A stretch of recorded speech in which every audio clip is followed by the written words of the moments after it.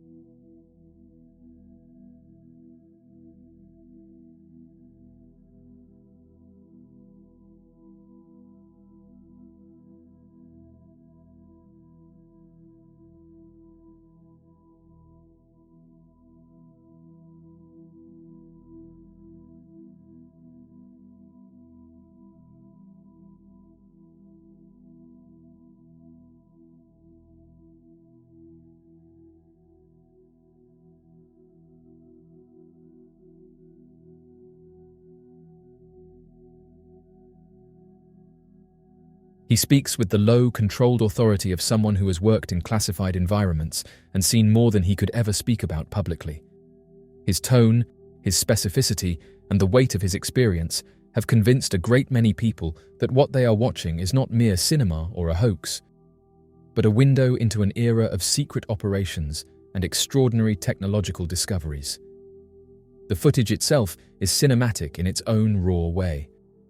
Shot from multiple angles by crews who appear to be documenting an official recovery, the images show teams laboring with heavy machinery, shoring up deep excavations and revealing an object so vast it dwarfs the surrounding cranes and flatbeds. Abbott's commentary frames the scale in terms the public immediately understands. The craft measures over 2 football fields in each direction. The comparison is deliberately chosen not only for its visual clarity, but for its emotional punch. 2 football fields is a size that challenges comprehension. It implies an engineering ambition and manufacturing capability far beyond anything publicly acknowledged at the time. Abbott insists that the recovery took years, that the operation required specialized equipment and extraordinary secrecy, and that the final disposition of the craft remains unknown to the public. If the footage is genuine, the implications are staggering. A buried object of that magnitude, discovered in the Soviet Union during the 1980s, would have required a level of interagency collaboration and technical secrecy only possible in a state prepared to marshal immense resources. It would also suggest that the world's understanding of aerospace and subterranean technologies has been incomplete, possibly deliberately so. Abbott's voice carries the residue of this implication. He speaks as someone who has navigated classified corridors and seen how information is parceled, protected, and occasionally released. He is as critical of sensationalist media as he is firm about the reality of the footage. The world needed to see this. Reactions to the release of the video have been immediate and polarized. For many viewers, the footage provides vindication of long-held suspicions that great powers have recovered and studied non-conventional craft, that history is punctuated by episodes of extraordinary retrieval and containment, and that such episodes have been quietly catalogued in classified archives. Veterans, engineers, and some retired intelligence officers have weighed in, offering analyses about material fatigue, excavation techniques, and the plausibility of the craft's structural features. Their assessments, whether tentative or confident, have lent a sheen of technical credibility to the raw footage.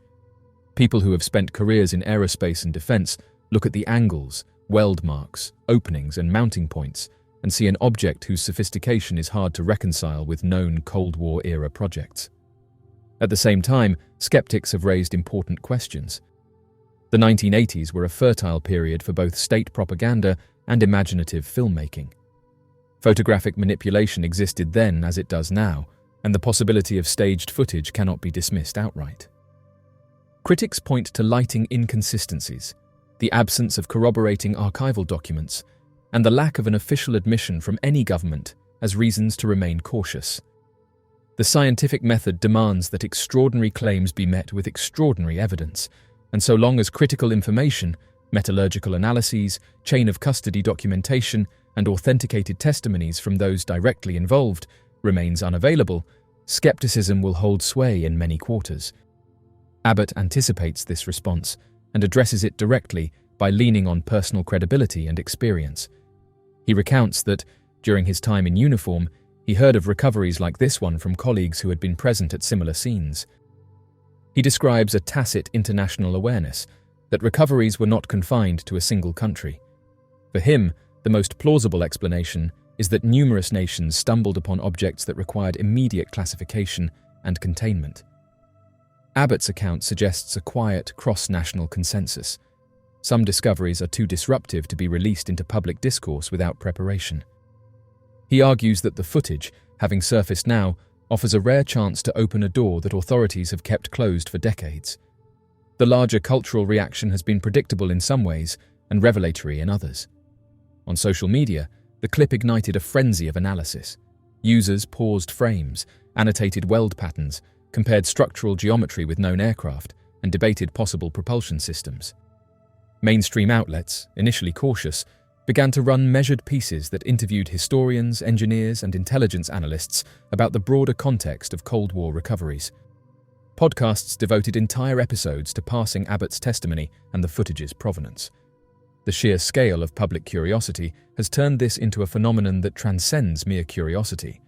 It has become a test of institutional transparency. Citizens are asking whether governments have the right to withhold discoveries of such magnitude, and whether the public should ever be shielded from knowledge about technologies that could have profound ethical, strategic, or societal impacts. Beyond questions of provenance and proof, there are deeper ethical and strategic issues at stake.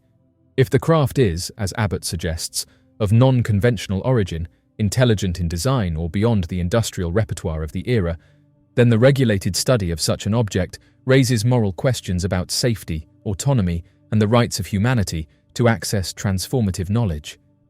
Conversely, if the craft is a product of clandestine terrestrial engineering, the concerns are about the balance of power, which nations possess asymmetrical capabilities, who controls deployment, and how accountability can be ensured in a world where technological advantage translates directly into strategic leverage. Abbott's plea to the public is not merely to believe, it is to engage. He asks viewers to rewind, to scrutinize, and to share, because openness, he implies, is the best safeguard against secrecy run amok. The footage, in this telling, becomes more than a record. It becomes a catalyst for civic conversation about what governments should disclose and how societies should grapple with discoveries that defy ordinary categories. It invites scientists, journalists, policymakers, and citizens to challenge the historical practice of containment and to advocate for mechanisms that allow for rigorous, transparent study without compromising legitimate security concerns. As the debate over the footage continues, one thing is clear. The world received, in a compact burst of grainy frames and sober commentary, a provocation. Whether the clip is authenticated by independent forensic study or remains a contested artifact, it has already served a crucial social function.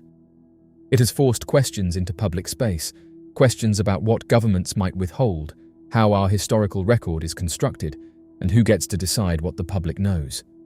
For many, Eddie Abbott's testimony will be the touchstone that transforms rumor into plausible reality.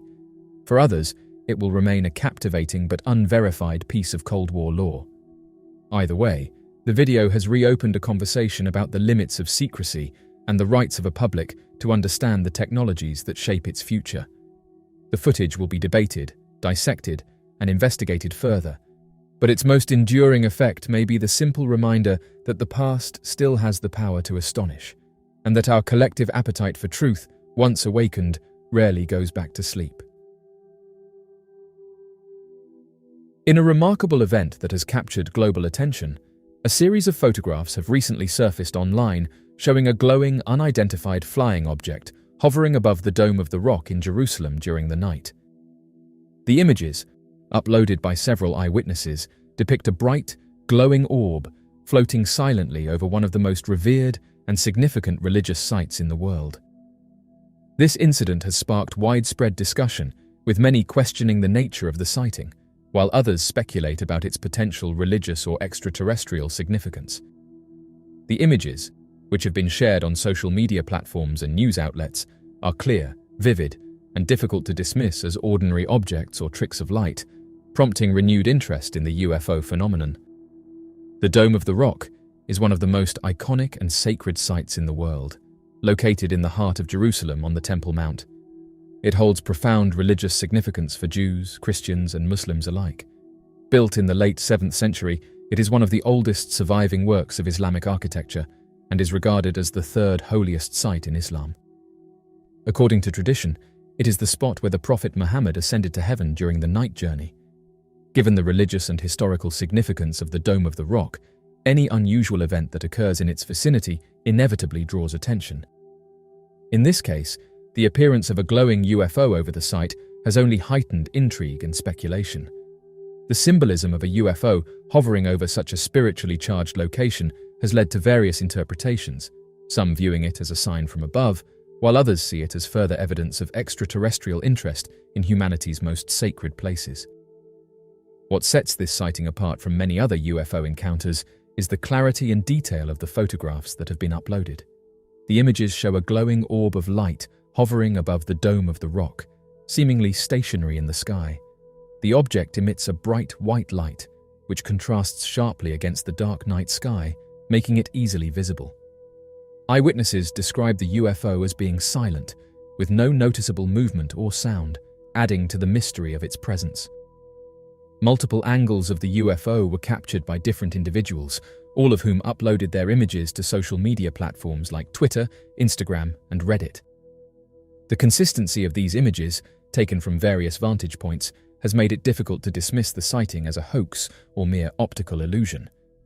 Furthermore, video footage of the event has also emerged, showing the glowing object hovering for several minutes before abruptly disappearing into the sky. The clarity of these photographs is a key reason why this sighting has garnered so much attention. Unlike many other UFO sightings that are blurry or ambiguous, the images from Jerusalem provide a clear and detailed view of the object, making it harder for skeptics to dismiss the event as a simple misunderstanding or camera malfunction. This level of clarity has led some to claim that the photographs represent some of the best evidence of UFO activity in recent years. The public reaction to the glowing UFO sighting above the Dome of the Rock has been one of awe, curiosity, and, predictably, skepticism. Social media platforms were flooded with comments and discussions almost immediately after the images were uploaded. For many, the sighting is seen as a deeply spiritual or significant event, occurring at a location that holds great religious importance. Some individuals have interpreted the glowing orb as a divine sign, a message from the heavens, or even an indication of a miraculous event yet to come. For those who subscribe to religious interpretations, the timing and location of the sighting add a layer of symbolism that transcends ordinary UFO encounters. Others, however, see the sighting as further evidence of extraterrestrial involvement in human affairs. There has long been speculation that UFOs are drawn to sites of historical or religious significance, and the Dome of the Rock fits this pattern perfectly. In the minds of UFO enthusiasts and researchers, the sighting over Jerusalem could be interpreted as a sign that extraterrestrial beings are observing humanity, particularly in places that are key to our cultural and spiritual history. However, skepticism persists as well. Critics argue that the glowing object could be explained by more conventional means, such as a drone, aircraft, or an atmospheric anomaly. Some have suggested that the light could be a reflection or a result of camera artifacts, pointing to the prevalence of drones and other aerial devices in modern urban environments. Others have raised the possibility of a hoax, though the number of witnesses and the consistency of the images have made this explanation less likely. The glowing UFO above the Dome of the Rock is part of a broader trend of increased UFO sightings around the world in recent years. As governments, including the United States, have started to take the UFO phenomenon more seriously, releasing declassified reports and videos of encounters with unidentified aerial phenomena, public interest in the subject has surged. The Jerusalem sighting fits into this growing awareness and curiosity, fueling speculation about what UFOs truly represent. There is a long-standing history of UFO sightings near places of religious or historical importance. From ancient temples to modern-day monuments, UFOs have been reported in the skies above many significant sites. Some UFO researchers believe that these sightings suggest a connection between humanity's spiritual evolution and extraterrestrial activity, while others argue that these sites simply attract more attention, leading to more frequent reports of anomalous objects. The recent sighting of a glowing UFO hovering above the Dome of the Rock in Jerusalem has renewed interest in the long history of UFO sightings in the region. Jerusalem, one of the most sacred cities in the world, has been the focal point of numerous historical, religious, and mysterious events.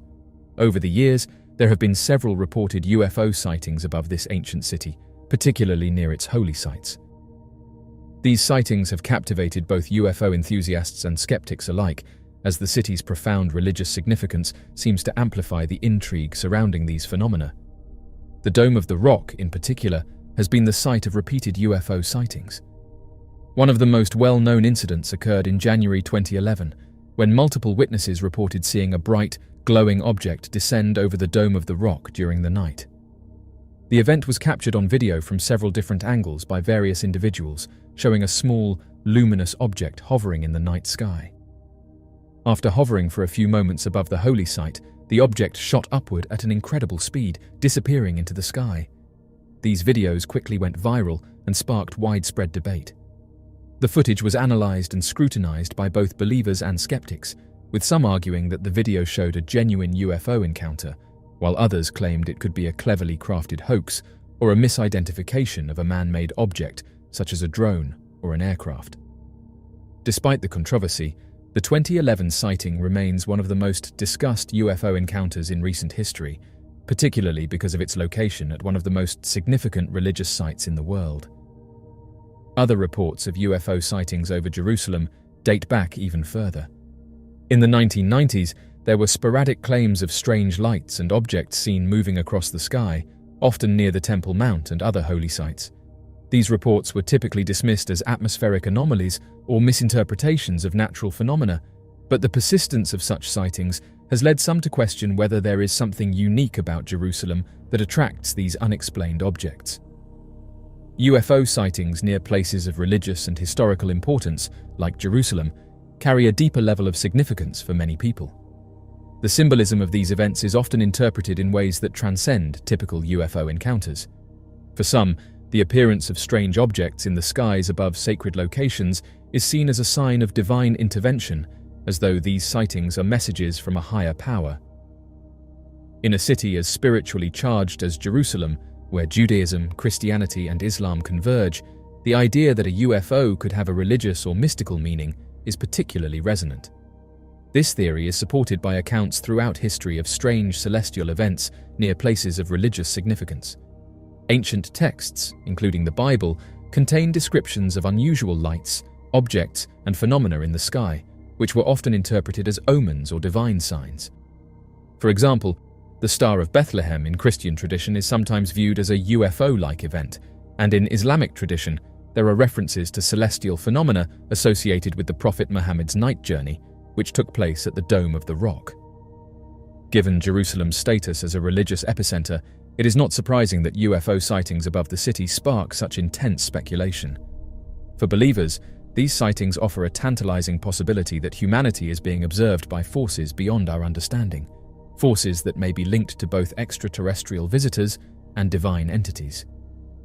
These connections between the spiritual and the extraterrestrial add layers of meaning to the sightings, making them more than just a question of strange lights in the sky. Despite the compelling nature of these UFO sightings, there are many who remain skeptical of their significance, particularly regarding those that occur over Jerusalem. Skeptics argue that the city's cultural, religious, and political importance often leads people to interpret natural phenomena or man-made objects as something more mysterious. While skepticism is warranted, the repeated UFO sightings over Jerusalem still intrigue researchers and enthusiasts. The city's importance as a religious and historical site makes these sightings more compelling than those in less culturally significant areas. These events continue to push the boundaries of our understanding of UFOs and challenge the public to consider how the spiritual and the extraterrestrial might intersect. The clear and detailed nature of the most recent UFO sightings in Jerusalem, particularly the glowing object hovering above the Dome of the Rock, adds to the growing body of evidence suggesting that UFOs are not a new phenomenon, but a persistent one. Whether these sightings are explained as natural phenomena, advanced technology, or something more mysterious, they remain a central focus for UFO researchers and believers. Additionally, the fact that these sightings are occurring at one of the most sacred locations on Earth raises important questions about the possible significance of UFOs in human history. The stories of the Bible have captivated the imaginations of people for millennia, chronicling miraculous events, divine interventions, and mysterious encounters that have shaped religious thought for centuries.